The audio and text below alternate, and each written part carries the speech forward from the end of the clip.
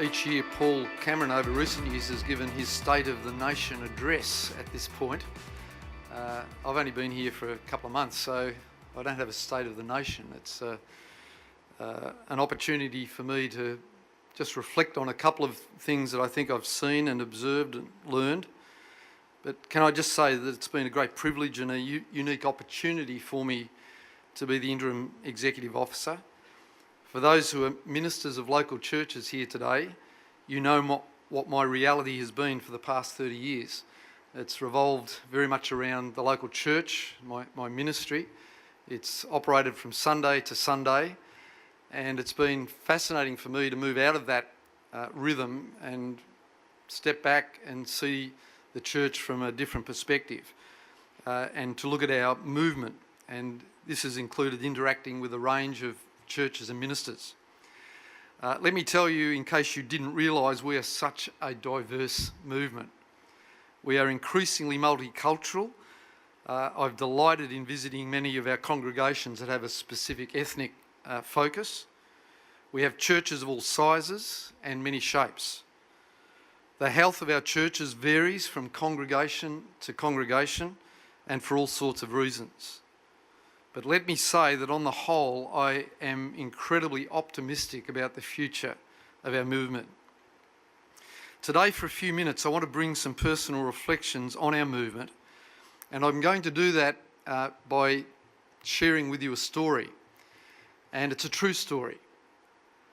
The story begins on Saturday, the 25th of June, 1921.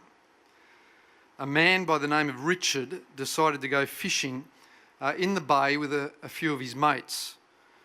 They set out from Brighton early in the morning, and they had a great morning fishing, and they consumed a few beverages throughout the morning. They returned to Brighton and then went on to watch a local football match, and they enjoyed a few more drinks in the course of that afternoon. After the football match, Richard and his mates piled into his car and were driving down the esplanade at Brighton when the car rolled. Richard and the man in the passenger seat were killed outright. 2 rear seat passengers were seriously injured and transferred to hospital, and another walked away unhurt. The Age newspaper on the Monday following reported the accident in this way. A sensational motorcar accident fraught with terrible consequences occurred on the Esplanade, Brighton, about 6:15 p.m. on Saturday. 2 men were killed and 2 others were injured. Another occupant of the car, Sterling Wiltshire, railway employee, had a remarkable escape, being thrown out and landing on his feet on the roadway unhurt. Killed, Richard Ratten, 38, married, employed at Dunlop Rubber Works, Asling Street, Brighton. Richard Ratten was my great-grandfather.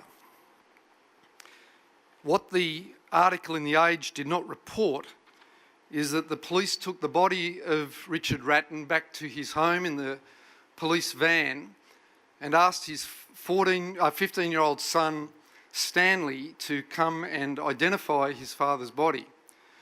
Stanley was my grandfather. Now, we don't know what impact, and in fact we can only try to imagine the impact that had on a 15-year-old boy. But 2 facts we do know that occurred subsequent to this accident. Firstly, my grandfather never drank alcohol. Interestingly enough, my father followed suit, never has drunk alcohol. He's 90 years of age. And surprisingly, I have never drunk alcohol. Isn't it fascinating how strong generational influence can be, both positive and negative? But secondly, my grandfather as a teenager began attending the Brighton Church of Christ and subsequently committed his life to Christ and was baptised. In 1927, my grandparents were married at the Brighton Church of Christ, and 2 years later, in 1929, they became foundation members of the Bentley Church of Christ, as part of a church plant out of Brighton. They had built their new home in the outer suburb, way out there in the paddocks at Bentley, around the time that the Bentley Church of Christ began.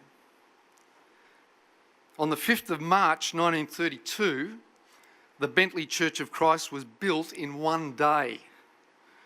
The local newspaper printed the following report. Bentley Big Church B is the headline, by the way. 150 willing helpers from many Melbourne suburbs gathered at Bentley early today to build the new Church of Christ in a day.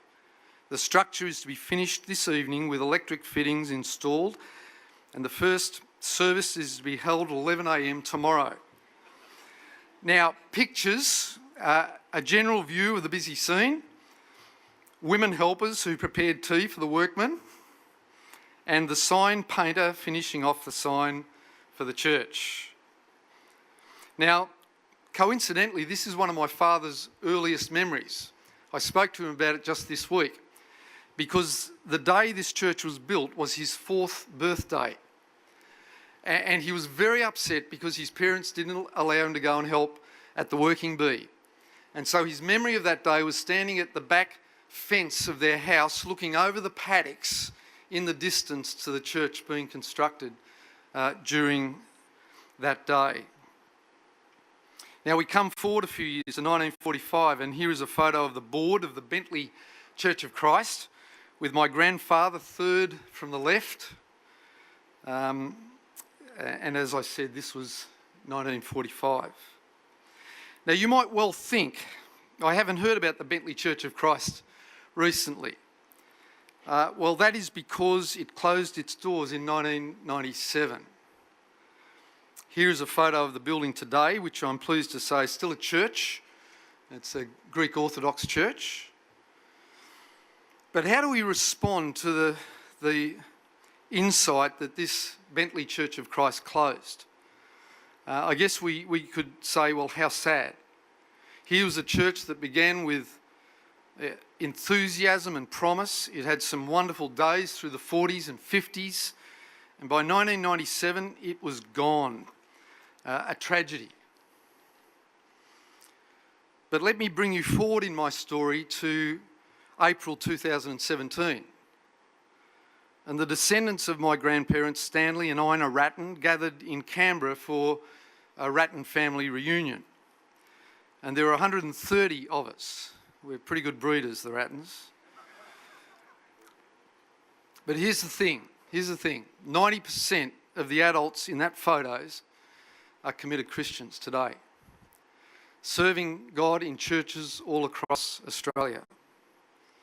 This is a picture of one small section of the Bentley Church of Christ. And can I just encourage Brian and Bethany, this is one small section of your church at Brighton. This is a picture of a church that was planted all those years ago that continues to thrive to this day. Jesus made an emphatic and a bold claim. I will build my church, and the gates of Hades will not overcome it. And for 2,000 years, Jesus has fulfilled that promise. There have been periods of history where people have questioned whether the church could survive, but Jesus continues to build his church. You see, it's not about the buildings or tradition or history.